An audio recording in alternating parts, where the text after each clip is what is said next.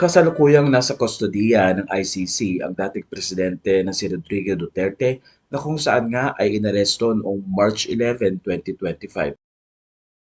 Matatandaang galing ng Hong Kong ang nasabing dating Pangulo kasama ang kanyang common law wife na si Hanelet Avelcena at anak na si Veronica Kitty Duterte.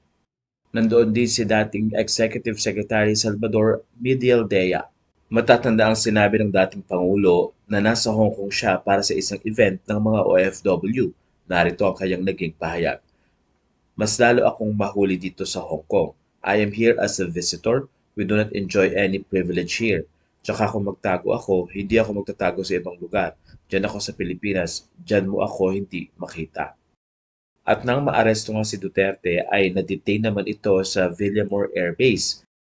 At doon ay makikita ang inilabas na video ng PNP-PIO at sinasabing ng hampas di umano ng pulis ang partner ni dating Pangulong Rodrigo Duterte na si Hanelet at ito ay habang inihahain ang Interpol notice sa dating Pangulo noong March 11.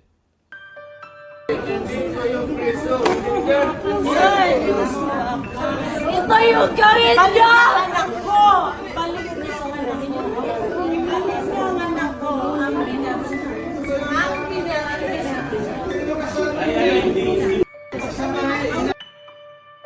Ang nasabing video ay ibinigay ng PNP-PIO at marami nga ang naging reaksyon ng mga netizen. Ayon sa kanila, bilang isang nanay ay nagkaroon lamang ng tila instinct si Hanelet na ipagtanggol ang kanyang anak na si Kitty Duterte. Mapapansin kasing napakaraming pulis ang nakapaligid sa kanila. Ayon sa comment ng isang netizen, babae yan, tapos pinalibutan nyo, syempre mananakit yan. Ang dami nyo halos, di siya makakilos, hindi niya mahawakan anak niya. Normal lang ang reaksyon ng isang ina pag ang anak o pamilya sa ganyang sitwasyon kung sa iba yan, mas malala pa ang magagawa.